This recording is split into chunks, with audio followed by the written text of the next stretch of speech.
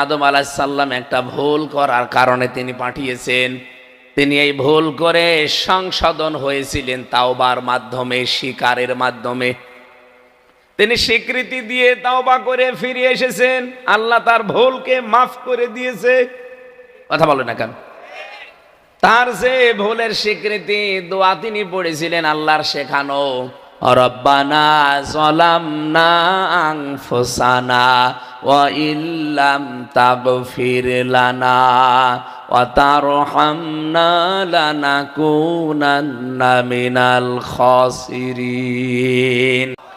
এই আয়াতের প্রেক্ষাপট আমি পড়েছি শানে নজুল। কিয়ামত পর্যন্ত এই পৃথিবীতে আল্লাহর বান্দারা, আদমের সন্তানেরা যদি এই দোয়া মন থেকে পড়ে আল্লাহর কাছে ফিরে আসতে চায়, আল্লাহ পাক আদম নবীকে যেমন মাফ করে দিয়েছে তাদেরকেও মাফ করে দেবে। এই জন্য অপরাধ করলেও আপনি ফিরে আসেন। আর শয়তানও অপরাধ করেছিল একটা, আদম আলাইহিস সালাম ভুল করেছিলেন একটা, আর শয়তান অপরাধ করেছিল একটা। ও ভুল করে নাই, ও জেনে শুনে এই অপরাধটা করেছে। সেটা সেজদা ওরে দিতে বলেছিল কিন্তু দেয়নি। ও অহংকার করেছিল, আবা ওয়াস্তাকবারা ওয়া কানা মিনাল কাফিরিন। ও অস্বীকার করেছে এবং অহংকার করেছে, ও কাফের হয়ে গেছে। এরপরেও যদিও ফিরে আসার জন্য বলতো, আল্লাহ আমার ভুল হয়ে গেছে, আপনি আমারেও মাফ করে দেন, আল্লাহ ওকেও মাফ করে দিত। কিন্তু ও তো স্বীকারও করে নাই, আর্গুমেন্ট পেশ করেছে আল্লাহর কাছে। রব্বুল আলামিন ওকে তিনটা জিনিস থেকে বঞ্চিত করে দিয়েছে। কিয়ামত পর্যন্ত আমার আল্লাহ শয়তানকে এই তিনটা জিনিস কোনোদিন দেয়নি, আর দেবেও না। এক নম্বরে শয়তান কোনোদিন মাপ পাবে না। এদিকে তাকান, শয়তান কোনোদিন মাপ পাবে না। দুই নম্বরে শয়তান কোনোদিন জান্নাত যাবে না। আপনি বলেন তো, শয়তান যে মাপ পায় না, জান্নাতে যাবে না, কোন কারণে? না না, দুইটা জিনিস এখানে আমরা অলরেডি বলেছি, আপনি টের পাননি। এটা আপনি পাবেন কোন জায়গায়? এটা সূরা আরাফের ভেতরে আছে। আল্লাহ পাক বলেন, ক্বালা মা মানাআকা আল্লা তাসজুদা ইয আমারতুকা ক্বালা আনা খায়রুম মিন খালাকতানি মিন নারি ওয়া খালাকতাহু মিন তিন। ওরে যখন বললাম সেজদা দিলে না কেন, আমার বিধানটা মানলে না, ও তখন আর্গুমেন্ট পেশ করে বলেছে, আমারে বানিয়েছেন আপনি আগুন দিয়ে, আর এটা বানিয়েছেন মাটি দিয়ে। আমার ভেতরে পাওয়ার আছে, ক্ষমতা আছে, আর ওর ভেতরে কিছু নেই, ও তো পড়ে আছে। হযরত আদম আলাইহিস সালাম কি ছিলেন? পড়েছিলেন। বলেন বলেন, আরো জোরে বলেন। 120 হাত লম্বা, 36 হাত মোটা, পড়ে আছে।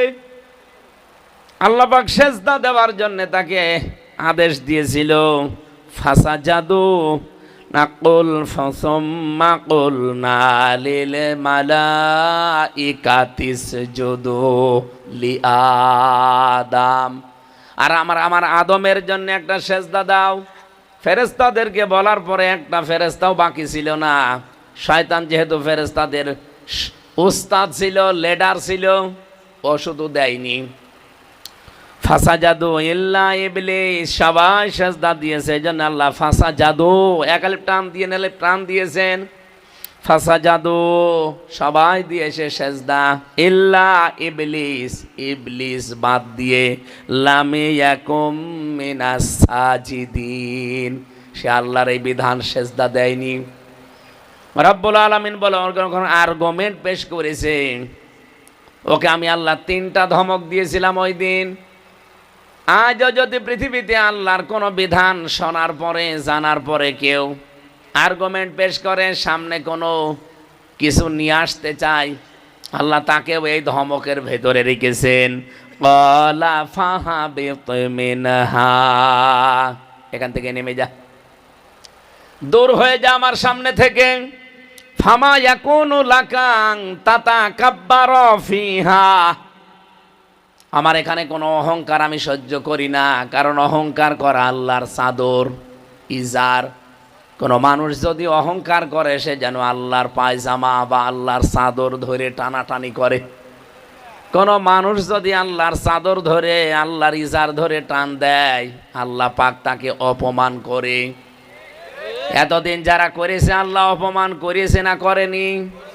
আপনি তাকান এই ফ্যাসিস্টদের দিকে, এখনো অনেকে অহংকার করছে। এমন আছাড় দেবে আল্লাহ, বাপ বলার সময় পাবেন না। আংতাতা কাব্বারা, প্রথম নাম্বারের শিক্ষা এটা যে অহংকারকারীকে আল্লাহ ভালোবাসেন না, সহ্য করেন না। ফাখরুজ, আল্লাহ বলেন বের হয়ে যায় এখান থেকে। ইন্নাকা মিনাস সাগিরিন, আজকে থেকে তুই দুর্বল, তোকে আমি একেবারে হীনমন্য করে দিলাম। এই পৃথিবীতে তিনটা কাজ এই দিন শয়তান আল্লাহর কাছে চেয়ে নিয়েছে। ক্বালা আনজিরনি ইলা ইয়াউমি ইউবাসুন, তোমার যে 950 বছর আমি ইবাদত করলাম, কিছুই পাবো না ইবাদতের বিনিময়ে। আল্লাহ বলেন কি বলবি বল, আমি আজকে তোরে দিয়ে দেব। ও বলেছিল আমি হায়াত চাই, বাঁচতে চাই। কতদিন? কিয়ামত পর্যন্ত। দিয়ে দিলাম, যা। শয়তান বাঁচবে কতদিন? কিয়ামত পর্যন্ত। ওর হায়াত আল্লাহ বাড়িয়ে দিয়েছে। এখান থেকে একটা শিক্ষা পেয়েছি আমি। আপনি পেয়েছেন কি বলেন তো? আপনার যে মাথা এরম দোলাইলেন, বলেন।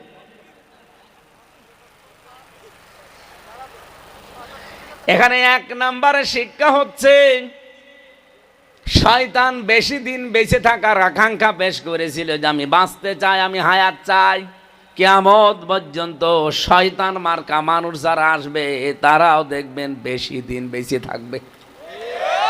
আপনি তাকান, কত মানুষ মরে গেল, হাদির মতো যুবক মানুষ, কিন্তু শয়তান মরে না। আমি নাম নিলাম না, আপনি তো জানবেনই। শয়তান মার্কা মানুষগুলো তামাম দুনিয়ার দিকে তাকান, ওকে কম বাঁচে না বেশি বাঁচে? তাহলে বেশি বেশি বেঁচে থাকার আকাঙ্ক্ষা ভালো মানুষের না, কার? কারণ ভালো মানুষ যারা, এরা মনে করো যত তাড়াতাড়ি আমি আল্লাহর কাছে যেতে পারবো তত তাড়াতাড়ি আমার হিসাব শেষ। আর শয়তানের তো হিসাবের কোনো বালাই নেই। ও দুনিয়াতে বেশি দিন বেঁচে থাকার আকাঙ্ক্ষা পেশ করে ও হায়াতি চেয়ে নিয়েছে। 2 নম্বরে শয়তান বলেছিল ক্বালা ইন্নাকা মিনাল মুনজারিন। আল্লাহ বলেন শয়তানকে আমি বললাম যা, তোর হায়াত বাড়িয়ে দিলাম। ক্বালা ফাবিমা গাওয়াইতানি লা আকুদান্না লাহুম সিরাতাকাল মুস্তাকিম। শয়তান 2 নম্বরে বলেছে আমি তোমার বান্দাদেরকে ধোঁকা দিয়ে বোকা বানানোর জন্য কোনো খারাপ রাস্তায় যাব না, আমি কিন্তু ভালো ভালো রাস্তার মোড়ে মোড়ে অবস্থান নেব। আপনি বলেন শয়তানকে সিনেমা হলের সামনে যেয়ে পাবেন না, কারণ ও জানে যে এখানে যারা আসবে এরা আমাদেরই। আপনি শয়তানকে রাজবাড়ির গোয়ালন্দ ঘাটে পাবেন না, কারণ ও জানে এখানে যারা আসবে এরা আমার ভাইরা ভাই। শয়তান থাকে কোথায়?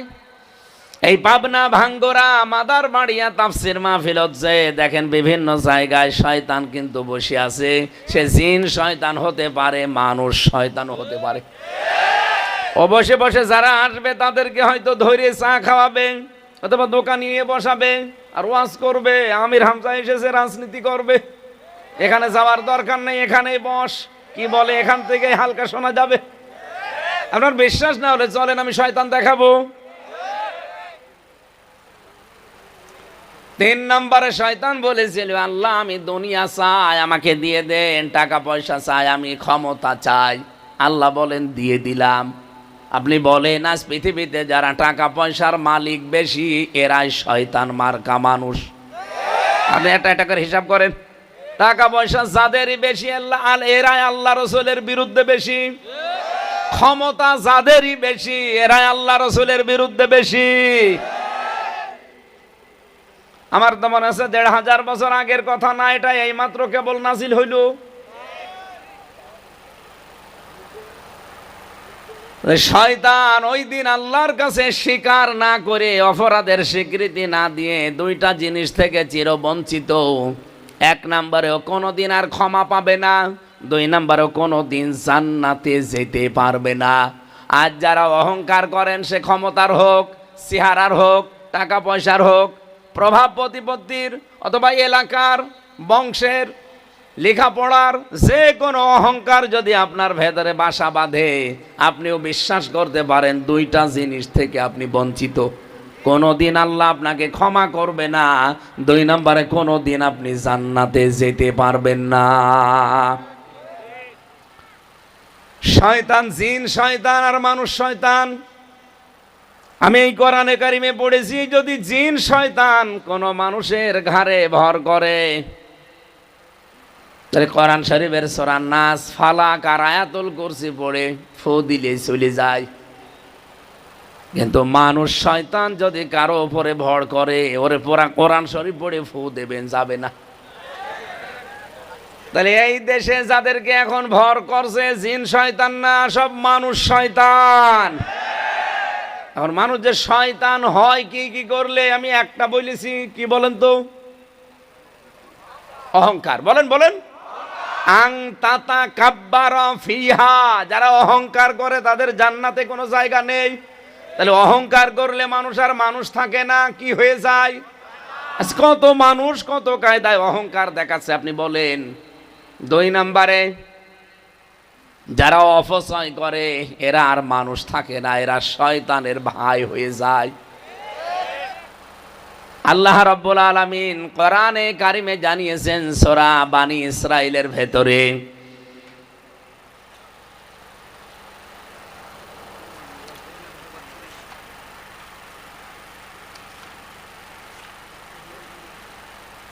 ইন্নাল মুবাযযিরিনা কানু ইখওয়ানাশ শায়াতিন ওয়া কানাশ শাইতানু লিরাব্বিহি কাফুরা।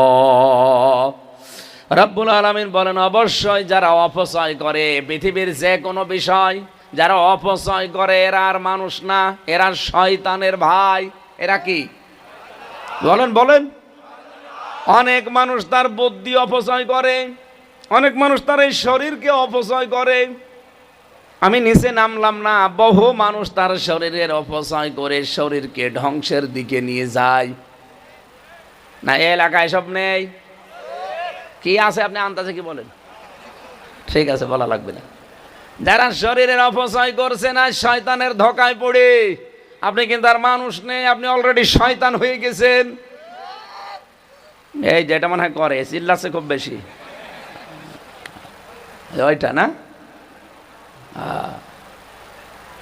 অপচয় করা যাবে না, সে শরীরের হোক, সম্পদের হোক, ক্ষমতার হোক।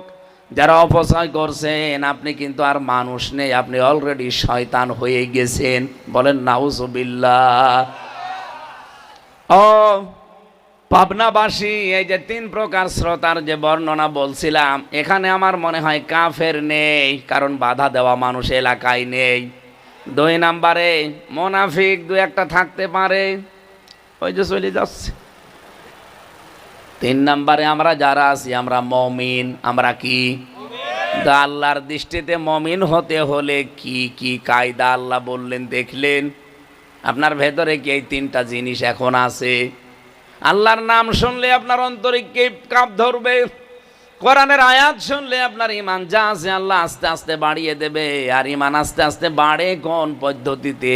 পশম খাড়া হয়ে যাবে, এখানে কাঁপ ধরবে। তিন নম্বরে একটা অজানা সুখ শান্তি আপনি অনুভব করবেন। তিন নাম্বার, এই শ্রোতা বাড়ি যাওয়ার আগে সিদ্ধান্ত নিয়ে বাড়ি যাবে যে আল্লাহ ছাড়া কাউকে আমি মানি না, ভরসা করি না। এই তিন প্রকার শ্রোতার আমরা এই তিন নাম্বার প্রকার আজকে হতে চাই। বলেন আমিন। নবীজি বলেন, এই কোরআন যখন আল্লাহ একটা জিনদের নাখলা নামক একটা ময়দানে একটা জিনদের দলকে পাঠিয়ে দিয়েছিলেন কোরআনে কারিম শোনার জন্যে।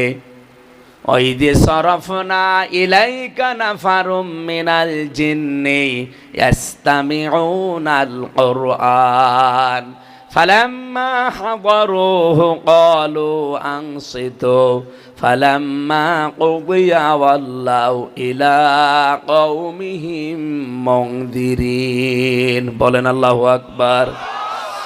এটা সূরা আহকাফের 29 নম্বর আয়াতে আছে, একটু খেয়াল করবেন। নাখলা নামক জায়গায় নবীজি যখন কোরআন পড়বেন, আল্লাহ বলেন আমি নিজে একটা জিনদের দলকে আকৃষ্ট করে দিলাম। সরফনা, আমি নিজে আকৃষ্ট করে দিলাম যে কি বলতে চাই শোনো। জিনদেরই একটা দল যখন ইস্তামিউনাল কোরআন ফালাম্মা হাদারুহু, যখন উপস্থিত হয়ে কোরআনে কারিমের কথাগুলো শুনছিল, সঙ্গে সঙ্গে জিনদের ভেতরে এই কথার আওয়াজ উঠেছে, ক্বালু আনসিতু, সবাই চুপ হয়ে যাও। জিনেরা নবীজির কণ্ঠে কোরআন শোনার পরে তারা সবাই বলছে চুপ হয়ে যাও। তাহলে কোরআন শুনতে হলে প্রথম চুপ থাকা লাগবে। আল্লাহ পাক বলেন কোরআনে কারিম শোনার পরে জিনেরা মন্তব্য জানিয়েছে, ফাকালু ইন্না সামি'না কুরআনান আজাবা, অবশ্যই আমরা আশ্চর্য কোরআন শুনতে পেয়েছি। বলেন সুবহানাল্লাহ। পাবনাবাসী কোন জিন আপনি জানেন? যার বয়স 1000, 1500, 2000, 5000 বছর, যারা তাওরাত শুনেছে, যারা ইনজিল শরীফ শুনেছে, যারা জাবুর শরীফ শুনেছে, যে জাবুর শুনলে আকাশের পাখি তাদের ওড়া বন্ধ করে দিত, নদীর মাছ চলে আসতো, সাগরের মাছ চলে আসতো, এই জিনেরা এই জাবুর শুনেছে যে জিনেরা, সেই জিনেরা আজকে থমকে দাঁড়িয়ে বলছে আমরা আশ্চর্য কোরআন শুনলাম। শুধু শুনে শেষ করি নাই, ইয়াহদি ইলার রশদি ফাআমান্না বি, এ কোরআন শোনার পরে কোরআন আমাদেরকে হেদায়েতের পথ আজকে বলে দিয়েছে, আর আমরা ঈমান এনে ফেলেছি। বলেন সুবহানাল্লাহ। এমন ঈমান এনেছি পাবনার মানুষের মতো না যে ঝড় উঠলে ঈমান লিভে যায়। ওয়ালান নুশরিকা বিরব্বিনা আহাদা, আমরা গ্যারান্টি দিলাম নুশরিকার আগে লান এসেছে, মজারের আগে লান আসলে অর্থ হয় জীবনেও হবে না। জিনেরা কোরআন শোনার পরে গ্যারান্টি দিয়েছে যে কোনো দিন আমাদের জীবনে আমরা আর শিরিক করব না। বলে আল্লাহু আকবার। এই জিনেরা কোরআন শুনেছিল কয় বছর? ঘুমিয়ে গেলেন। কয় বছর? 1 বছর। মাত্র 2-1 মিনিট। এই 2-1 মিনিট কোরআন শুনে যদি তাদের কোরআন হেদায়েতের পথ দেখিয়ে দেয়, তারা ঈমান আনতে পারে আর সিদ্ধান্ত নেয় যে জীবনে শিরিক করব না। আর আমরা সেই জন্মের পর থেকে কোরআন শুনছি। আমাদের কোনো পরিবর্তন আছে? পরিবর্তন আছে। আগে যা ছিলাম সলিমদ্দি, এখন হয়েছি কলিমদ্দি না। কোরআন শুনলে আপনার পরিবর্তন আসবেই। হযরত ওমরের মতো এরকম যার নাম শুনলে মানুষ ভয় পেত, এই লোকটা কোরআনের কাছে আসার পরে যদি একেবারে মোমের মতো গলে যায়, তে আপনি কি হয়েছেন? আসেন না, মন নিয়ে একটু বসেন। যে জিনেরা কোরআন শুনে আশ্চর্য বোধ করে, হেদায়েত পেয়ে যায়, আমরা আজকে এসেছি কোরআন থেকে এমন কিছু শুনি আমাদের মনের পরিবর্তন করে খোরাকি নিয়ে যেতে চাই। কথা বলেন, আরো জোরে বলেন। দরুদ আর সালাম পাঠ করার মাধ্যমে আজকের তেলাওয়াত কিন্তু 2টা আয়াত। যদি আয়াতটা ফেরাউন সম্পর্কে নাজিল হওয়া, কিন্তু আমরা মনে করি এটা হচ্ছে মাটি দেওয়ার দোয়া। যেহেতু গোরস্থানের উদ্যোগে মাহফিল নেওয়ার কথা ছিল, আপনারা নেননি, হতে দেননি যারা, তারা তো ওই গোরস্থানে যাবেন না? যাবেন না? গোরস্থানে জেলে আপনাকে এই দোয়া পড়ে আমরা অনেকে মাটি দেই, যদিও এটা মাটি দেওয়ার দোয়া না। মাটি দেওয়ার আলাদা দোয়া আছে, বিসমিল্লাহির রহমানির রহিম, এইটা বলে আপনি মাটি দেবেন। আর লাশ রাখতে বলবেন বিসমিল্লাহি আলা মিল্লাতি রাসূলিল্লাহ, এইটা। কিন্তু যে আয়াত পড়লাম এটা সূরা তাহা 55-56 নাম্বার আয়াত। এটা মাটি দেওয়ার দোয়া বলে আমাদের বাংলাদেশ, ভারত, পাকিস্তান এই 3টা দেশে চলে। বাইরের দেশে আমি পাইনি। বাইরের যতগুলো দেশ গেছি এই দোয়া পড়ে তারা মাটি দেয় না, তারা বলে বিসমিল্লাহির রহমানির রহিম। তো আমাদের 3টা দেশে প্রচার করা হয়ে গেছে, প্রচলিত আছে, আপনি যা বলেন মাটি দেওয়ার সময় ওইটা আমি একটু বাংলা করব, শুনবেন না? বলেন বলেন, কোন সূরা যেন? তহা। আরো জোরে বলেন। এটা নবীজির নাম। কোরআন শরীফে নবীজির 33টার উপরে নাম আছে, বিশেষ নাম আছে 7টা, তার ভেতরে এই তহা একটা। নবীজিকে আল্লাহ কোন সময় ডাক দিতেন তহা, কোন সময় ইয়াসিন, কোন সময় মুজাম্মিল, মুদ্দাসসির, অথবা আহম্মদ, মোহাম্মদ, আব্দুন বা আব্দুল্লাহ। এই 7টা, এই 7টা নাম ধরে আল্লাহর নবী স্পেশাল ভাবে আল্লাহ পাক ডাকতেন তাকে। কিন্তু অন্যান্য নামও আছে, তার ভেতরে অন্যতম একটা নাম তহা। এই নাম দিয়ে নবীজিকে আল্লাহ মাঝে মাঝে ডাকতেন আর বিধানগুলো তাকে শোনাতেন। 135টা আয়াত আছে, মাত্র 2টা আয়াত পড়েছি আমার মাথার ভেতরে। এই 2টা আয়াত নিয়ে যত কথা আমি পেয়েছি, এরকম সারা রাত চলে গেলেও এ কথা আজকে শেষ হবে না ইনশাআল্লাহ। আপনারা তাফসির আকারে মাহফিল লিখেছেন, তাফসির আকারে কথা শুনতে চান নাকি কিচ্ছা কাহিনী বলবো, গল্প গুজব করব?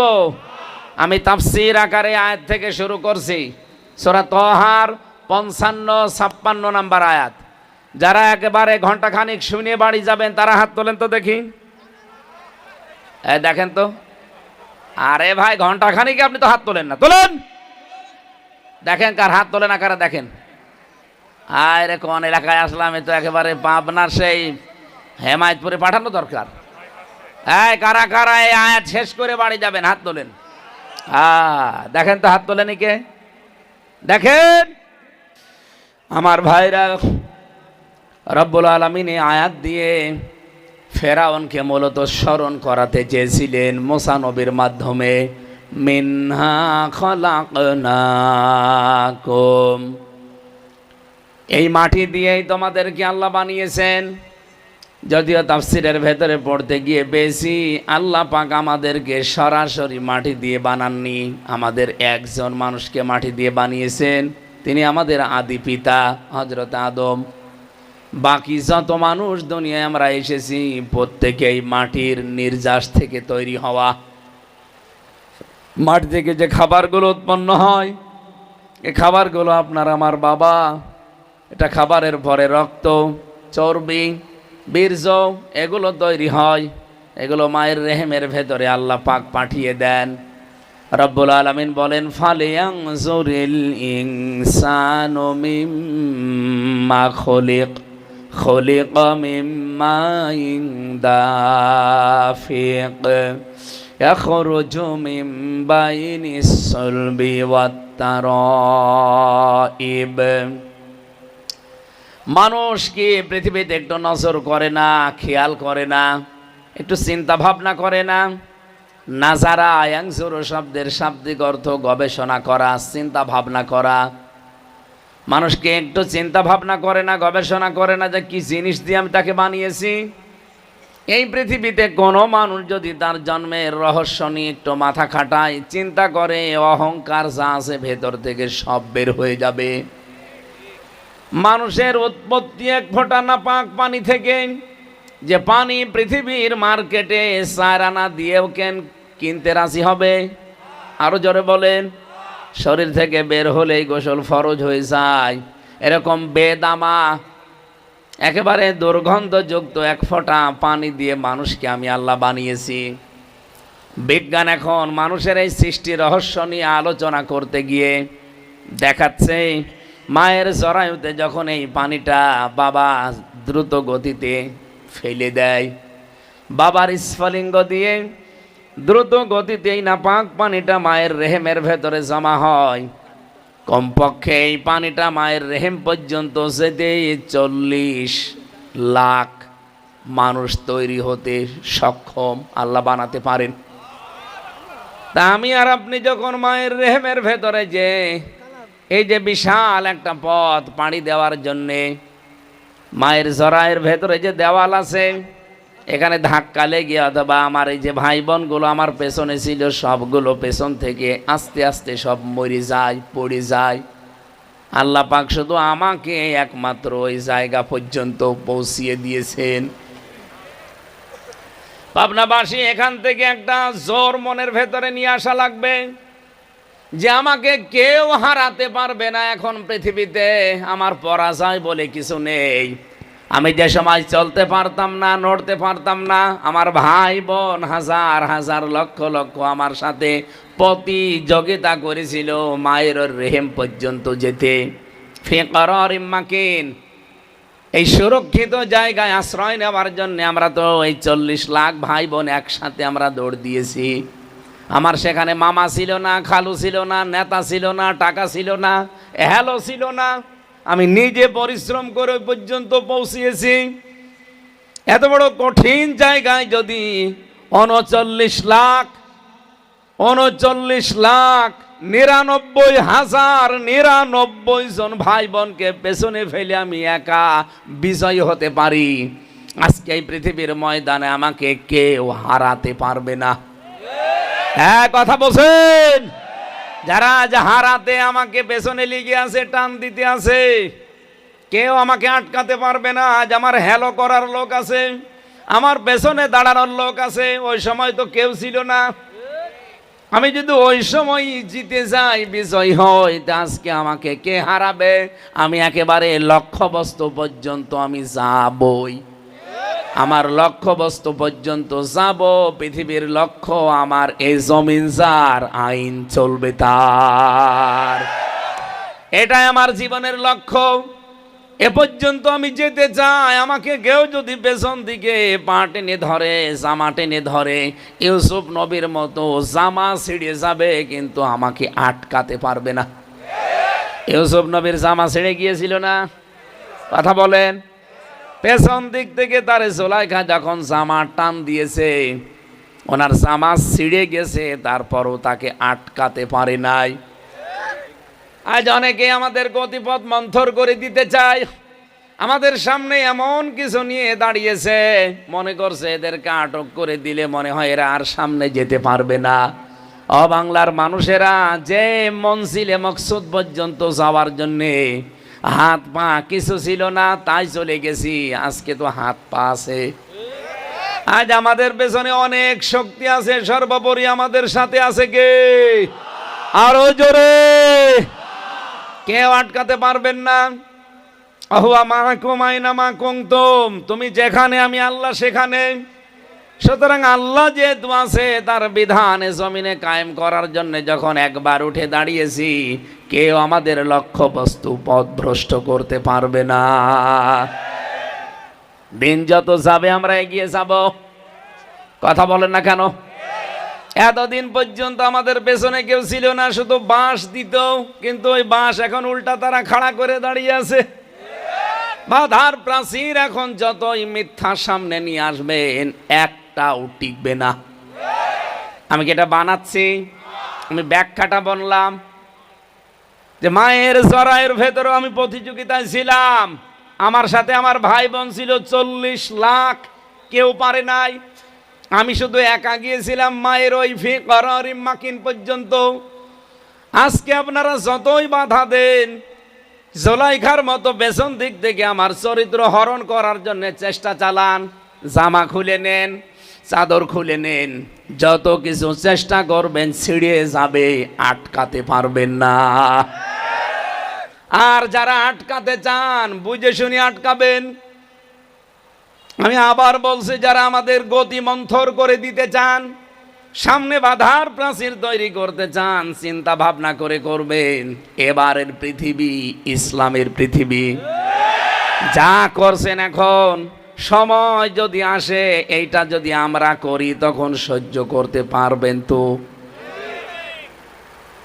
এক লোক বউ নিয়ে গেছে চিড়িয়াখানায়, হঠাৎ একটা বাঁদর লাফালাফি করছিল। এ লোকটা দিয়েছে তার স্ত্রীকে একটা কলা কিনে, আম, প্রথমে একটা আম দিয়েছে। মেয়ে লোকটা আম খাবে তো, না খেয়ে আদর করে দিয়েছে বানরকে। বানর আম নেওয়ার পরে মুখে দেবে তো না, দিয়েছে পেছনে। মেয়ে মানুষ ধরে গিয়েছে, এই বানরের মালিক গই, কে রে দেখাশোনা করে? সেও বিয়াদব, এই বানরও বিয়াদব বানিয়েছে। যে রক্ষণাবেক্ষণার দায়িত্বে আছে, ওই লোকটা এসে বলছে, ম্যাডাম চিল্লাবেন না, আপনি তো জানেন না বাস্তবতা। কয়েকদিন আগে আপনাদের মতো এক দম্পতি এসেছিল, আদর করে আমার বানরকে একটা আমও দিয়েছিল। বানর একবারে আম মুখে দিয়েছে, ভেতরে চলে গেছে, কিন্তু আর বের হয় না। শেষ পর্যন্ত খাওয়া দাওয়া বন্ধ, বানর আমার মরেই যাবে। হাসপাতালে নিয়ে বানরের পেছনে চিরে তারপরে আম বের করা হয়। এখনো পর্যন্ত শিলায় শুকিয়ে যায়নি, ওইভাবে আছে। ওর পর থেকে বানরকে কেউ কিছু দিলে মুখে দেয় না, আগে পেছনে দিয়ে দেখে যে বের হবে কিনা। যা করছেন আজ ইসলামের সাথে, ইসলামপন্থী মানুষদের সাথে কারণে অকারণে পায়ে পাড়া দিয়ে ঝগড়া তৈরি করে এই বাংলাদেশকে অশান্ত করার জন্য যা করছেন, সময় আসলে এই আঁটি বের হবে কিনা চিন্তা ভাবনা করেন। এই কথা বলছেন, কারা বলছেন হাত তোলেন তো দেখি। এই তো আলহামদুলিল্লাহ, সব বুঝে ফেলেছেন। এদের আধুনিক তাফসীর থেকে এবার বলছি, আল্লাহ পাক বলেন এই যে নাপাক পানিটা যখন মার বাবা বিছানায় ছিল, এটা যখন মায়ের জরায়ু, যেটা রেহেম বলা হয়, ফি কারারিম মাকিন, সুরক্ষিত জায়গা, এখানে যখন পড়ে থাকে 40 দিন, এরপরে জমাট রক্ত হয়ে যায়।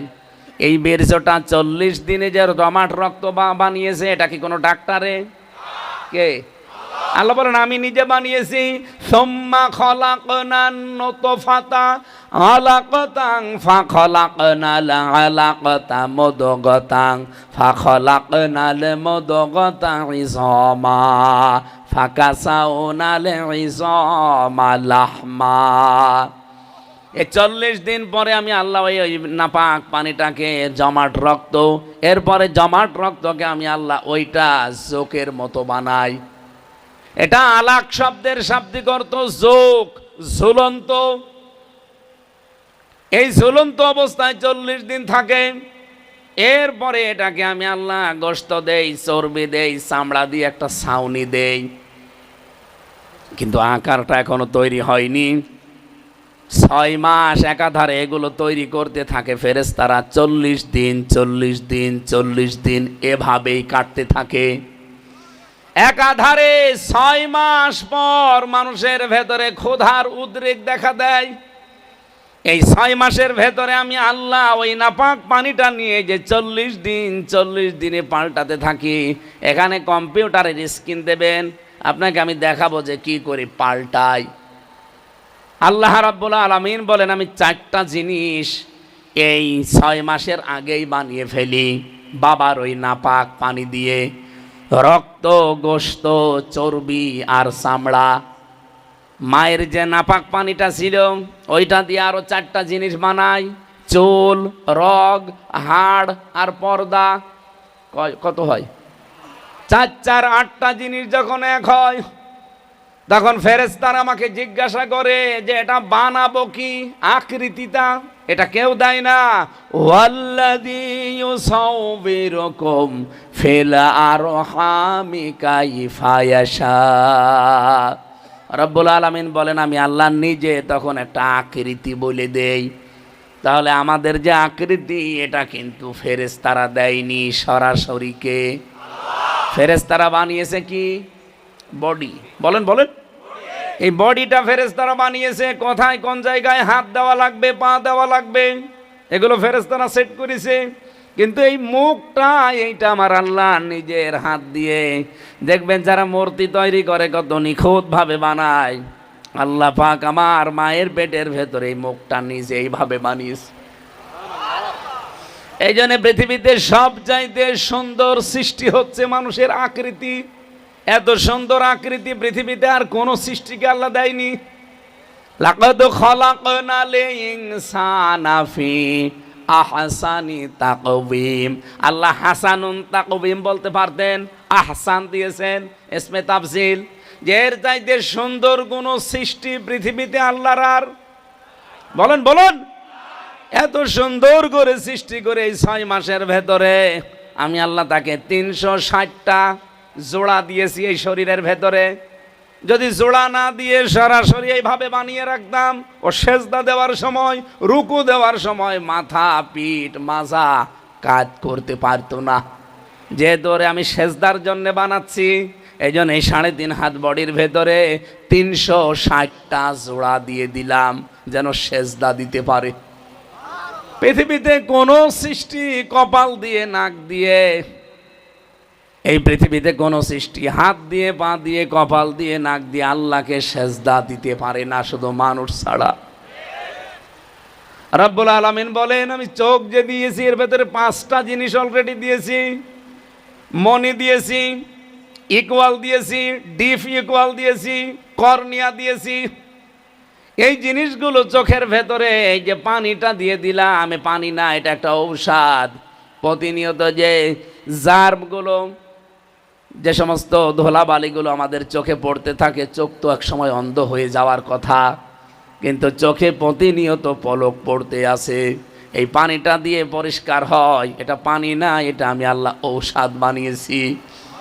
যতদিন এটা পলক পড়তে থাকবে, আমারে বান্দা, এই বান্দি কি অন্ধ হবে না। এরপরে এর শরীরের ভেতরে আমি সবচাইতে গুরুত্বপূর্ণ দিয়েছি চামড়া। ৯,৭৬৮ প্রকার চামড়া আছে আমাদের শরীরে। এখান থেকে একটা গবেষণা আমি বের করেছি, ৯,৭৬৮ প্রকার চামড়া আমাদের 3.5 হাত বডিতে আল্লাহ দিয়েছেন। কিন্তু আশ্চর্য, কোনো চামড়ার সাথে কোনো চামড়ার মিল নেই। আপনি কি মনে করছেন হাতের তালুর চামড়া যেরকম, উপরের চামড়া এরকম? বলেন বলেন। কোন চামড়ার সাথে কোন চামড়া তো মেলে না।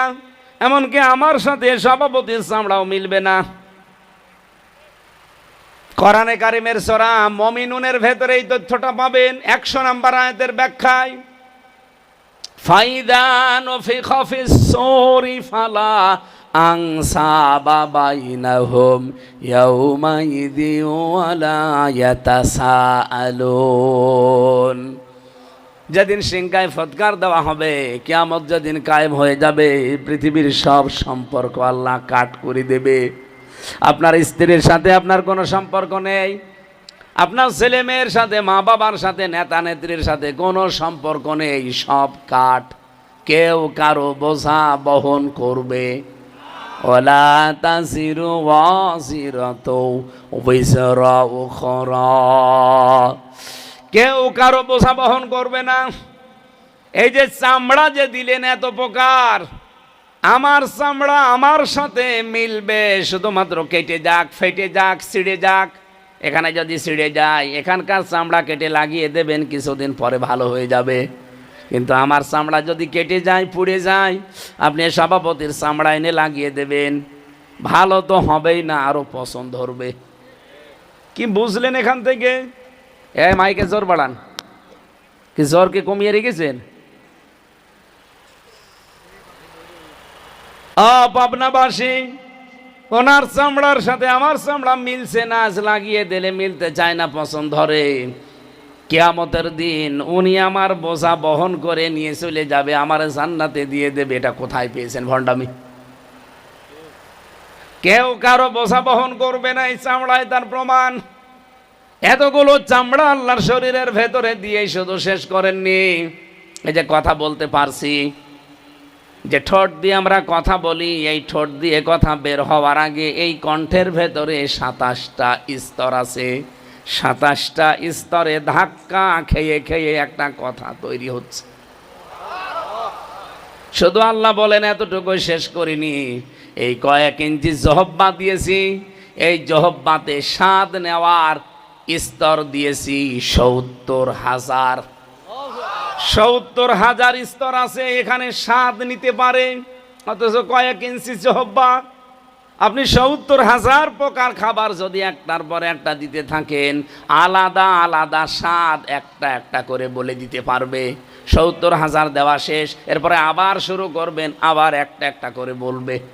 কিন্তু পৃথিবীতে আমি হিসাব করে পেয়েছি 70,000 প্রকার খাবার দুনিয়ায় তৈরি করা সম্ভব না। মায়ের এই রেহেমের ভেতরে এগুলো আমি বানিয়ে তৈরি করে ক্ষুধার উদ্রেক যখন দেখা দিচ্ছে, তখন আমি আল্লাহ নিজে যে রব নাম আছে আমার, এই রব নামের কারণে তোমারে 5টা জিনিস ভিক্ষা দিয়েছি। কয়টা? এই তথ্যটা পাবেন সূরা নাহালের ভেতরে আছে, 14 নম্বর পারা, 14 নম্বর পৃষ্ঠার 13 নম্বর লাইনের 78 নম্বর আয়াতের শেষের দিকে আছে, ওয়াজআলা লাকুমুস সামআ ওয়াল আবসারা ওয়াল আর আকেল শক্তি, ঘ্রাণ শক্তি, এই 5টা জিনিস আমি আল্লাহ আমার রব নামের কারণে হামজা তোরে ভিক্ষা দিয়েছি। ওদিকে তোর মার বাবা দুইজন মিলে কয়টা? ঘুমাচ্ছেন না? কয়টা? 4 4 8টা, আর আমি আল্লাহ দিয়েছি 5টা। 8 5 13টা জিনিস যখন এক হয়, তখন আমি আকৃতি বানাতে বলি, আমার কুদরতি হাত দিয়ে আকৃতিটা বানিয়ে আল্লাহু আখরাজাকুম মিন বুতুনি উম্মাহাতিকুম, আস্তে করে মায়ের পেট থেকে বের করে দেই। মায়ের পেট থেকে বের করে দেওয়ার দায়িত্ব কার? নাকি ডাক্তারের, সিজারের? আগের বিশ্বাস এখন আমাদের নেই, এই কারণে এত বেশি সিজার লাগতেছে। কথা বলেন না কেন? আমি আজ পর্যন্ত কোনো কুকুরের সিজার করে বাচ্চা হয় দেখিনি। আপনি দেখেছেন? কেন? সেও তো একটা প্রাণী, সেও তো জন্ম দিচ্ছে বাচ্চা, তাও আপনার মতো 1টা 2টা না, ও 8টা 10টা করে জন্ম দেয়। একটা সিজার লাগে না, তার বিশ্বাস, তার তাওয়াক্কুল, তার ভরসা আল্লাহর প্রতি কেমন আপনি বলেন? অথচ আপনার একটা সন্তান জন্ম দিতে সিজার ছাড়া হয় না, কারণ আল্লাহর প্রতি ভরসা বাদ দিয়ে এখন ভরসা হয়েছে ডাক্তার। আল্লাহ বলছেন আমি বের করি মায়ের পেট থেকে, তোর আমার উপর ভরসা নেই। পেটের সন্তান আসলে খালি স্বামীকে বলে চলো কোথায়? ভাঙ্গুরা, সিরাজগঞ্জে, উল্লাপাড়ায়। কি পেটা যেটা ওটা দেখা লাগবে, ওটা নড়াচড়া করছে ওটা দেখা লাগবে, ওটা কি জন্ডিস না লেডিস? আমার মনে হয় সন্তান দুনিয়ায় আসার আগেই 4-5 বার করে আল্ট্রাসাউন্ড করে। এরকম মহিলা নেই? আল্লাহর ওপরে ভরসা যার যত বেশি হবে, আমার আল্লাহ তার দায়িত্ব তত বেশি নেবে। আমি আমার এই ছোট মেয়েটাকে মাঝে মাঝে এভাবে উপরের দিকে তুলি, ওর বয়স 1 বছর 2 মাস, যত উপরে তুলি তত হাসে। ওর উপরে আর একটা আছে 7 বছর বয়স, ওরে যদি এমনি তুলতে কষ্ট হয়, যদি একটু উপরে তুলি কান্দে। কারণ এই ছোটটার ভরসা আমার প্রতি যেমন আছে, এই বড়টার ভরসা আমার প্রতি নেই। ছোটটার ভরসা আছে যে আমার বাবা উপরে ফেলে দিয়েছে, নিচে হাত ধরে আছে। কথা বলছে না কেন? আমি যত উপরে উঠি আমারে মাটিতে পড়তে দেবে না, নিচে হাত পেতে আছে, আমার ধরে ফেলবে। আর ওই বড়টা ও জানে যে আমি যে ভারী, আমার যে ওজন, আমার বাবা আটকাতে পারবে না, পড়ে গেলে আমার খবর আছে। ও মা বোনেরা যারা এসেছেন, এই সিস্টেম বাদ দেওয়া লাগবে। সিজার করলে একটা মানুষের যে কি ক্ষতি হয়, যারা সিজার করে তাদের জিজ্ঞাসা করে দেখেন, ভারী কোনো কাজ ওই জীবনে আর করতে পারবে না। এমনকি সিজার করা মহিলারা সংসার করারও সামনে আস্তে আস্তে অযোগ্য হয়ে পড়ে। আমি ভেতরে নামলাম না।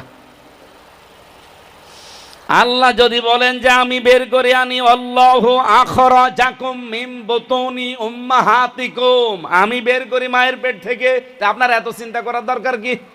আর অনেক পরিবারে আছে স্বামী না চাইলে ওই বোর মা বলে আমার জাদু মরে যাবে, মরে গেলে অসুবিধা কি, আমি আরেকটা বিয়ে করব। কথা বলছে না কেন? কিন্তু না, ও জাদুর নাকি কষ্ট হবে, মরে যাবে। এদিকে যে জাদুর জীবন নষ্ট হয়ে যাচ্ছে ও টের পাচ্ছে। জানি অনেক মেয়েরা, মেয়ের মারা বসে আছে, ওরা রাগ করলেও করতে পারে, আমি যেটা সঠিক এবং বিজ্ঞানসম্মত সেটা বলছি। আপনাকে যদি নরমালে বাচ্চা হওয়াতে হয়, কিছুদিন পরে আপনি স্বাভাবিক হয়ে যাবেন, আল্লাহর সিস্টেম।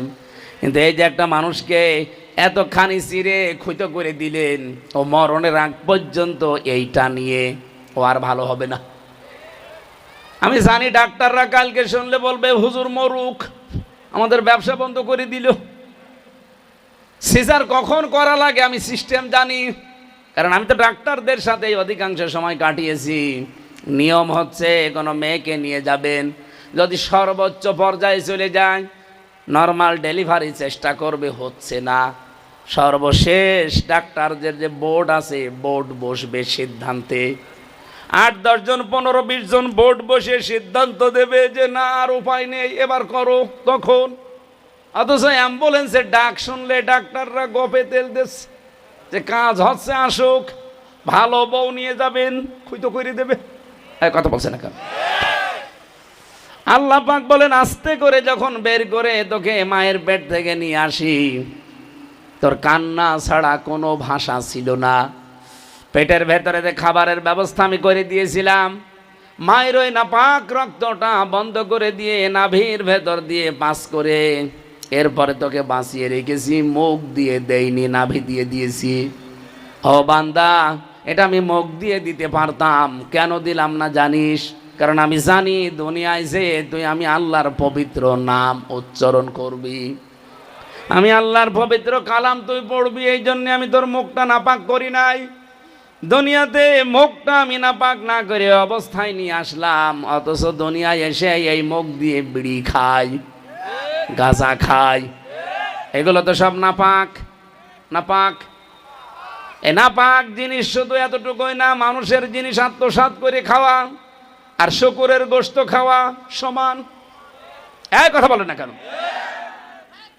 বিশ্বনবী জানিয়েছেন, আবি যার রাদিয়াল্লাহু তাআলা আনহু قال قال النبي সাল্লাল্লাহু আলাইহি ওয়াসাল্লাম, হযরত আবু যর থেকে বর্ণিত, নবীজি বলেন, যেই জিনিস তোমার না ওইটা যদি জোর করে জবরদস্তি করে দখল করে নিজের আয়ত্তে নিয়ে নাও, ফালিয়াতাবাওয়া মাকআদাহু মিনান নার, 1 নম্বরে তোমার শাস্তি, তুমি আমার উম্মত থেকে বের হয়ে গেলে, 2 নম্বরে তোমার স্থান হয়ে গেল জাহান্নাম। এই হাদিসটা আজ বাংলাদেশে মিলান তো, যারা সাদাবাজি করে খান, অন্যের জমি দখল করে নেন, মানুষকে ফাঁকি দিয়ে উপায় করেন, মিথ্যা মামলা দিয়ে, মিথ্যা সাক্ষী দিয়ে, কেস দিয়ে টাকা উপায় করেন, এরকম মানুষ দেশে নেই? এগুলো যারা অন্যের সম্পদ নিজের দখলে নিয়ে খাচ্ছেন, মনে করছেন আমিও তো উপায় করে, আমিও তো উপায় করে খাচ্ছি। কি করে? চাঁদাবাজি করে। এখন তো দেশে একটা প্রফেশন হয়ে দাঁড়িয়েছে যে ছেলে কি করে, উকিল সাহেব বলছে ছেলে চাঁদাবাজি করে। এটাও নাকি একটা পেশা, এটাই 15.5 মাসের পেশা। এই 15.5 মাস এইটা অনেকেই পেশা বানিয়ে নিয়েছে, আগে যারা নিয়েছিল তারা তো পালিয়েছে, নতুন করে অনেকেই পেশা এখন যুক্ত হয়েছে। আপনি অন্যের জিনিস নিজের দখলে চাঁদাবাজি করে, দখল করে, মিথ্যা মামলা দিয়ে, মিথ্যা সাক্ষী দিয়ে অন্যায়ভাবে যে নিজের দখলে নিয়ে নিলেন, নবীজির হাদিসের অংশ আপনি আর নবীর উম্মত নেই। আপনার নামের আগে মোহাম্মদ থাকতে পারে কিন্তু নবীর উম্মত না। কথা বলেন না কেন? আর মরে গেলে আপনার জায়গা আপনি নিজে তৈরি করে নিলেন জাহান্নাম। এই হাদিস পড়ার পরে, শোনার পরে যাদের রাগ হচ্ছে, বলেন তো এ রাগ কি হামজার পর না রসুলের ওপর? আর রসুলের ওপর রাগ হলে আপনার ঈমান আছে? আরো জোরে বলেন। আমার ওপরও রাগ করলে ঈমান থাকবে না, কারণ আমি তো অ্যাডভাইজার, আমি তো অ্যাডভার্টাইজ করছি। আমি হাদিস পড়েছিলাম, এর জন্য অ্যাডভার্টাইজ করলাম আপনাকে বাঁচাতে। এখন যারা এই তালে আছে, এই কাছে পড়ে আছে, যারা সব কিছু দখল করার ধান্দায় আছে, এই মানুষের মন আমি জীবনে পাবো? এরা আমার জন্য দোয়া করবে? এরা তখন আমার পেছনে লাগবে যে দেখি কোন জায়গায় কোন ভুল বের করা যায়। এই জন্যে সারা দেশে এখন অনেকেই লেগেছে। আপনি দেখেন সারা দেশে এখন অনেকে এই কায়দায় লেগেছে। ওই সেই 19 সালের 23 সালের কাটিং ভিডিও সামনে নিয়ে এসে বলছে উনি এই দোষ করেছিল, এই করেছিল। কেন এই 7 বছর আগে বললেন না? 3 বছর আগে বললেন না? হঠাৎ করে এখন 5 দিন পরে নির্বাচন, এটা সামনে নিয়ে এসেছেন, তার মানে আপনার আসল জায়গায় হাত পড়েছে। আপনি যে 2 নাম্বারই করে খান, এটা মানুষ জেনে ফেলেছে। এই কথা বলছেন না কেন? নাকি আমার বাবার কথা বলেছি আমি? ফালিয়াতাবাওয়া মাকআদাহু মিনান নার, আপনি নিজে জাহান্নামে স্থান তৈরি করে রেখে দিলেন। এই হাদিস পড়ার পরে, ব্যাখ্যা পড়ার পরে আমার মনে হয় বাংলাদেশে বহু মানুষ এই হাদিসের কারণে ধরা খাবে। এই এলাকায় কারা ধরা খাবেন হাত তোলেন তো? একজনও নেই। মাল তো সব ভালো মাল, আলহামদুলিল্লাহ। কোন হারাম জিনিস, নাপাক জিনিস, অবৈধ জিনিস এই মুখ দিয়ে দেওয়া যাবে না, দরকার না খেয়ে থাকবেন। সুদের টাকা পাক না নাপাক? বলেন বলেন। এলাকায় কত মানুষ আছে, এখানেও বসে আছে, বলছে ওয়াজ শুনতে এসেছি, ওয়াজ শুনেছে, দরকার হয় আবার খাবো। টাকা ছেড়ে রেখেছে, 1000 টাকা ছেড়ে দিলে মাসে মাসে নাকি 100 টাকা বেশি দেয়, তাহলে 1100 টাকা পাবে। এটা তো পুরাটা হালাল। বলেন বলেন। এই কাজ যারা করছেন এখনই তওবা করা লাগবে যে না, আমি ওই 1000 টাকায় ফেরত নেব, আমি ধার দিয়েছি, আমি এই সুদের টাকাও 100 টাকা বেশি নেওয়া মানে মায়ের সাথে জেনা করার শামিল। যারা এই কাজ আর করবেন না, ছেড়ে দেবেন, হাত তোলেন তো। কয় টাকা ছেড়ে রেখেছেন? এদিকে আসেন, আসেন। কয় টাকা ছাড়া আছে আপনার? আপনার তো হাত তোলার দরকার ছিল না। যার ছাড়া আছে তারে বলেছি। যারা নাকি এই এলাকায় যে নিয়ম নেই, এটা গ্রাম অঞ্চল তো এই জন্য নাও থাকতে পারে, আছে এলাকায় আছে। যদি এলাকায় এই সিস্টেম থেকে থাকে বাদ দেওয়া লাগবে ভাই। আপনি মায়ের সাথে জেনা করে নামাজ পড়ছেন, আপনার নামাজ নেওয়ার জন্য আল্লাহ বসে আছে। বলেন, এটা কি পাগলেও মানবে যে মায়ের সাথে একজন জেনা করে এসে আল্লাহুম্মা আমিন বলছে? ওর হাতের ওপরে বাড়ি দেওয়ার দরকার না? আর কত নিকৃষ্ট কথা এ কথা বলা যায়। একজন মানুষ যত খারাপ হোক, ও মায়ের সাথে জীবনে জেনা করবে? অথচ এই হাদিসকে আমি বানালাম। যারা সুদের 4 আনা খায় ও মায়ের সাথে 33 বার জেনা করে, বলেন নাউজুবিল্লাহ। অথচ এটা বাংলাদেশে এখন আছে না নেই? এই সিস্টেম থাকাকালীন নামাজ পড়ে কি করবেন আর জুব্বা গায়ে দিয়ে সুফি হয়ে কি করবেন? আমরা চাই এই সিস্টেম বাংলাদেশ থেকে তুলে দিতে। আর এটা তুলে দেওয়ার জন্য ওয়াজ করলে হবে, নসিহতে হবে, এটার জন্য আইন পাশ করা লাগবে।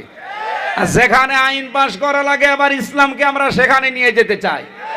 এটা যদি কারো কাছে রাজনীতি মনে হয়, হ্যাঁ এইটা আমি ওপেন বলছি, এইটা আমার রাজনীতি। আর এইটা যারা জিয়ে রাখতে চান, ওইটা আপনার রাজনীতি না, ওইটা আপনার দুর্নীতি। আপনি এখন বলেন, আপনি কি রাজনীতি করছেন না দুর্নীতি করছেন? এই আপনি রাজনীতি করছেন মানে?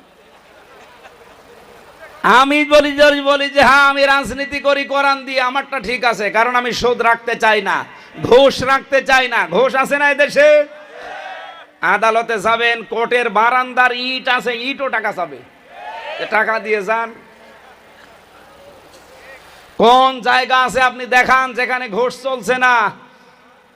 প্রত্যেক জায়গায় নাম পাল্টিয়ে নিয়েছে, বলো হুজুর আমি ঘুষ নেই না, হাদিয়া। কথা বলেন না কেন? অথবা কাজের বিনিময় আমারে দেন। কেন কাজের বিনিময় সরকার আপনাকে দিচ্ছে না? আপনার প্রতি মাসে 50,000 টাকা বেতন আছে 8 ঘন্টা ডিউটি করার কারণে। এরপরেও যদি আপনি আমার ফাইল আটক করে আরো 2,000 টাকা নেন, আপনার এই 50,000-এর সাথে 2,000 52,000 হারাম। এক গ্লাস দুধের ভেতরে যদি 1 ফোঁটা সোনা পড়ে, পুরা দুধ খাওয়া যায়? আরো জোরে বলেন। যাদের এই 52,000 বেতনের ভেতরে আরো 2,000 যুক্ত হবে অবৈধ, পুরা 54,000 টাকায় হারাম, খেতে পারবেন না। ওইটা দিয়ে যদি রক্ত গোশত চর্বি চামড়া তৈরি হয়, ওইটা জাহান্নামে না দিয়ে আল্লাহ জান্নাতে দেবে না। আল্লাহ রাব্বুল আলামিন বলেন, মুখটা পাক করে রেখেছিলাম, এটা পাক রাখার চেষ্টা করো দুনিয়ায়। আমরা যদি মাটি দেওয়ার দোয়া থেকে এই শিক্ষাটা নিতে পারতাম যে না পাক এই মুখ আমি আর করব না, বাংলাদেশে অবৈধ কাজ সব বন্ধ হয়ে যাওয়ার কথা। ঘুষ চলতো না, সুদ চলতো না, এমনকি আমার মনে হয় এই দেশে যারা অবৈধ কালো টাকার ছড়াছড়ি করছে এইটাও বন্ধ হয়ে যেত। এই একটা শব্দ আমাদের হেদায়েত পাওয়ার জন্য যথেষ্ট। সেদিন এক মসজিদে নামাজ পড়ছিলাম, ইমাম সাহেব দেখি উনি হাদিস বলছে, 8টা-10টা হাদিস বলল যে হালাল রুজি উপার্জন না করে আপনার ইবাদত কিন্তু কবুল হবে না। কিন্তু হালাল রুজি উপার্জন করার কি কি মাধ্যম আছে, কি কি করা লাগবে, ওই কর্মসূচিগুলো উনি আর বলে না। আরে ভাই, হালাল রুজি উপার্জন না করলে ইবাদত কবুল হবে না, এ ছাতা পাগলও জানে। কিন্তু এই পদ্ধতি তো অ্যাপ্লাই করা লাগবে। কি কি করলে হালাল রুজি উপায় করা যায়, ওই পদ্ধতিগুলো সামনে নিয়ে আসেন। সুদ ভিত্তিক অর্থনীতি বাদ দিয়ে জাকাত ভিত্তিক অর্থনীতি কায়েম করার জন্য আপনার কি উদ্যোগ আছে? আপনি কয়টা ব্যাংক বানিয়েছেন, কয়টা বীমা বানিয়েছেন? ব্যবসায়িক ক্ষেত্রে আপনি হালাল পণ্য উপার্জন করার জন্য কি কি আরম্ভ করেছেন বলেন দেখি। আপনি খাদ্য উৎপাদনে কি কি পদক্ষেপ নিয়েছেন? শুধু ইমামতি করে বসে থাকলে আপনার হবে? বাস্তবে তো আপনার কাজে লাগানো লাগবে। আমি নিজেও বাঁচতে চাই, আমার জাতিকে বাঁচাতে চাই। কথা বলেন না কেন? খালি হাদিস বলে আমি শেষ করে দিলাম। বাস্তবে যদি এই পদক্ষেপগুলো সাথে নিতে পারি, এই সমাজ হবে সোনাই সোহাগা। আরো জোরে বলেন ঠিক কিনা? আগামীর বাংলাদেশ আমরা এইভাবে গড়তে চাই। মুখটা যেহেতু আল্লাহ পবিত্র রেখে দিয়েছিলেন মায়ের পেটে, আগামী সবার মুখ আমরা আগামীতে পবিত্র রাখবো। আর রাখতে হলে জাকাত ভিত্তিক অর্থনীতি কায়েম করা লাগবে। জাকাত যতদিন রাষ্ট্রীয়ভাবে কায়েম না হবে, ততদিন এই দেশে ফেরেশতা জিবরাইল আসলেও সুদ থেকে বাঁচতে পারবে না। কি কথা বলছেন না? আমার এই যে টুপিটা সুন্দর না? এ কয়েকজন বলল সুন্দর কিনা? এর ভেতরে সুদ আছে। এই যে চাদরটা, এর ভেতরে সুদ আছে। দেখতে তো ভালোই মনে আছে, আল্লাহর নাম লেখা।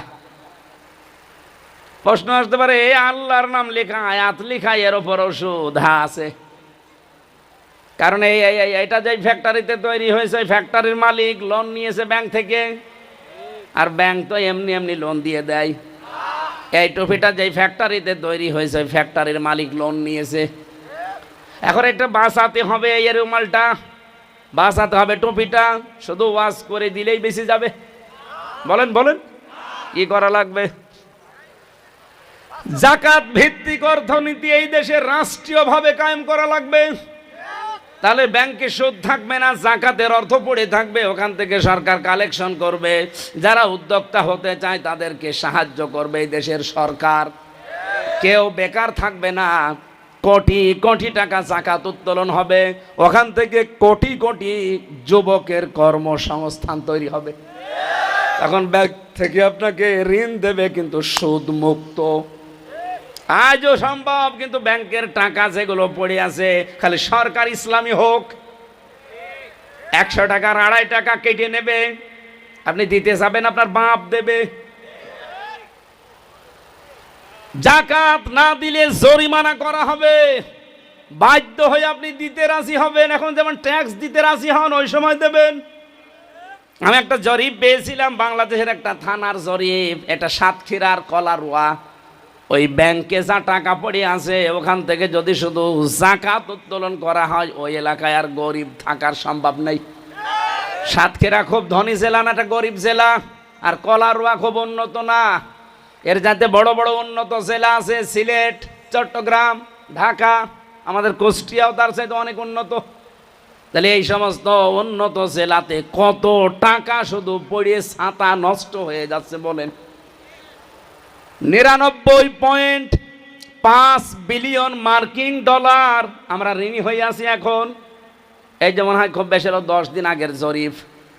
আর এই দেশ থেকে 15.5 বছরে শুধু এই ফ্যাসিস্টরা পাচার করেছে, এই দেশ থেকে পাঠিয়ে দিয়েছে অন্য দেশে 94.4 বিলিয়ন মার্কিন ডলার।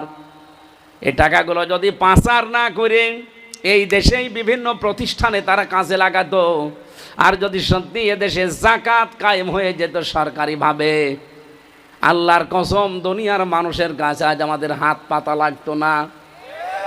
বিশ্বের উন্নত দেশগুলো আমাদের দেশে এসে ব্যবসা করত, বিশেষ করে চীন, তুরস্ক, আমেরিকা, রাশিয়া। এরা সেই দেশে লক্ষ লক্ষ কোটি কোটি মানুষের কর্মসংস্থান তৈরি করে দিত। তখন আমাদের দেশ থেকে 8 লাখ 10 লাখ খরচ করে মালয়েশিয়াতে যেয়ে, সিঙ্গাপুরে 17 লাখ 20 লাখ টাকা খরচ করে যায়, ইটালিতে 22 লাখ 25 লাখ টাকা খরচ করে যায়। যে উপায় করে কয় টাকা? আমি নিজে দেখেছি মালয়েশিয়াতে যে মাত্র 30-35 হাজার টাকা উপায় করছে। কি করেন ভাই? রাস্তা ঝাড়ু দেয়, দর্জির কাজ করে, অথবা হোটেলে থালা বাসন ধোয়। বেতন কত বাংলাদেশের টাকায়? 30,000, 35,000, 40,000 টাকা। খেয়ে দে খুব বেশি হলেও 12-13,000, 15,000 থাকে। খরচ হয়েছে কত আপনার আসতে? 8 লাখ, 8.5 লাখ, 10 লাখ। কেন এগুলো খরচ হচ্ছে? এত ঋণ তো হওয়ার কথা না। এই দেশের ময়দানে মা বাবার কাছে, স্ত্রী সন্তানের কাছে থেকে প্রতি মাসে আপনি 40, 50, 60,000 টাকা উপায় করতে পারবেন অনায়াসে। আজ অনেকে ইসলামকে চাচ্ছে না এদেশে, আমি জানি। কারণ যারা অবৈধ ইনকাম করে খায়, প্রশাসনে বহু মানুষ আছে বাম হাতের ইনকাম করে, ওদেরকে শয়তানরা বুঝিয়েছে যদি ইসলাম আসে তাহলে তোমার এই বাম হাতের ইনকাম কমে যাবে। এই জন্য ওরাও রাজি না, বলছে না বাবা শাহজালাল সব হালাল করে নেব। আমাদের এই মুখটা আমরা পবিত্র রাখতে সামনে যদি চাই, যাকাত ভিত্তিক অর্থনীতি দেশে মাস্ট বি কায়েম করা লাগবে। আর এটা কায়েম করে দেবে এবার ফেরেশতারা। কারা? এখানে যদি যুক্ত হতে না পারেন আপনার কপাল পোড়া, আপনি ব্যর্থ। আমি আমার নিজের নামের জন্য, আমার নিজের আখের গোছানোর জন্য এটা চাচ্ছি না। আমি চাই আমার মুখটা পবিত্র থাক। যেটা মায়ের পেটের ভেতরে আল্লাহ পবিত্র রেখেছিলেন, দুনিয়ার এই 60, 70, 80 বছরের জীবনে আমি নাপাক করে ফেলবো কোন কারণে? আমি ইচ্ছা করলেও পারছি না। কারণ এই যে টুপিটা তৈরি হয়েছে, কোথায় দেখতে পাচ্ছেন না? বলেন সম্ভব কেন? আপনি যান মালয়েশিয়া, যান আপনি সৌদি আরবে, ব্রুনাই, এই মুসলমান দেশগুলোতে, তারাও ব্যাংক চালায় কিন্তু সুদ নেই। আমাদের দেশেও সম্ভব হয়তো, কিন্তু আমরা এখনো পর্যন্ত ইসলামকে রাষ্ট্রীয় পর্যায়ে নিয়ে যেতে পারি নাই। ইসলাম শুধু আছে অনুরোধের জায়গায়, চলো ভাই চলে মধ্যে নামাজ পড়তে যায়। এবার ইসলামকে আদেশের জায়গায় নেওয়া লাগবে। প্রতিদিন আদেশ আসবে, মানুষ মানতে বাধ্য হবে। এই দেশের 18 কোটি মানুষ, কথা বলেন ঠিক কি? আমি এই উদাহরণটাই দিয়েছিলাম চুয়াডাঙ্গাতে, যে দেশে যদি একটা মানুষ কাউকে ভোট দেয় আর ও যদি এমপি নির্বাচিত হয়ে সংসদে নামাজের বিলের পক্ষে কথা বলে, ওর এই বিলের পক্ষে কথা বললে নামাজটা যদি কায়েম হয়, কারণ 151 জন হলেই কায়েম হয়ে যাবে, তখন ও 18 কোটি মানুষের ভোট দেওয়ার সওয়াব পাবে। কারণ ওরা একটা ভোটেই লোকটা এমপি হয়েছে, এমপি হয়ে সংসদে নামাজের পক্ষে কথা বলেছে। তো এটা তো আমি ব্যাখ্যায় বলেছি, এটা ভুল কোন জায়গায়? অথচ আমাদের বিরুদ্ধে যারা ওই যে অবৈধ ইনকাম করে খায় বাম হাতের, তারা বলছে হ্যাঁ উনি একটা ভোট দিলে 18 কোটি ভোটের সওয়াব পাওয়া যাবে। এ বানানো হাদিস, বানানো হাদিস। হাদিসকে তোমার কাছে শেখা লাগবে। যারা এই ফতোয়াবাজি করে তাদের পেটে বম মারার পরে যদি সূরা ইখলাস শুদ্ধ করে বলতে পারে, আমি ওর ছাত্র হব। নিয়ে আসেন তো ওই ফতোয়াবাজগুলো। ওই চাঁপাই নবাবগঞ্জে 2 জন ছিল, স্বামী আর স্ত্রী, খালি ফতোয়াবাজি করে। এখন পাবনা একটা হয়েছে, ওর পেটে বম মারলে যদি সূরা ফাতিহা শুদ্ধ করে আমার সামনে বলতে পারে, ওকে আমি মিষ্টি খাওয়াবো। নিয়ে আসেন। খালি ফতোয়াবাজি করে বসে বসে, ইসলামের বিরুদ্ধে ফতোয়া দেয়, আলেমদের বিরুদ্ধে। সরাসরি তো বলতে পারে না কোরআন মানি না। কোরআন আলা মানুষ কি করে বিপদে পড়ে সেই কাজ করে। আমরা ফতোয়া আন্দাজে দেই না, ব্যাখ্যাগুলো পড়ে শুনে বুঝে দেই। আমাদের মুখ আমরা আর সামনে নাপাক করে রাখতে চাই না, পাক এবং পবিত্র করে আল্লাহর কাছে যেতে চাই। অফিহা নুঈদুকুম, এই মাটির ভেতরেই তোমাকে আবার আল্লাহ রেখে যাবে। এখানে এমনি এমনি রেখে যাবে, রাখার পরে যে শুরু হবে ওটা যেন শুরু না হয়। এই জন্য দুনিয়ার এই ছোট্ট জীবনে নিজের জীবনকে সংশোধন করা লাগবে। আমিনহা নুখরিজুকুম তারাতান উখরা, আল্লাহ বলেন এখান থেকে আবার আমার কাছে জবাব দেওয়ার জন্য তোরে তুলব। এই কথাগুলো ফেরাউনকে মুসা নবী শুনিয়েছিল। ওয়ালাকাদ আরাইনাহু আয়াতিনা, আমার আয়াতগুলো, নিদর্শনগুলো তাকে আমি বিভিন্ন দেখিয়েছি। মুসা নবী, হযরতে মুসা, হারুন মিলে ফেরাউনকে নিদর্শন দেখিয়েছিল সর্বমোট 9টা। কয়টা? বড় বড় নিদর্শন দেখিয়েছে। কুল্লাহা ফাকাদ্দাবা ওয়া আবা, আল্লাহ বলেন প্রত্যেকটা অস্বীকার করেছে আর মিথ্যা মনে করেছে। এই জন্য ফেরাউনের কপালে হেদায়েত ছিল না। আজ যারা আল্লাহর কোরআনের কথা শোনার পরে মিথ্যা মনে করেন, অহংকার করেন, মুখ ফিরিয়ে চলে যান, কয়দিন যাবে না, আর শরীরের শক্তি শেষ হয়ে যাক, শেষে বলবেন হুজুর কলেমা পড়িয়ে দেন। কলেমা না, তখন আপনাকে রাম রাম পড়াবো। ওই যে ভারতে এখন পড়াচ্ছে না, জয় শ্রীরাম না বললে মেরে ফেলছে, আপনাকে ওইটা পড়াবো। এই কথা বলেন না কেন? আপনি যেমন কুকুর তেমন মুগুর দেওয়া লাগবে আপনাকে। আল্লাহ আমাদের হেদায়েত দান করেন, বলেন আমিন।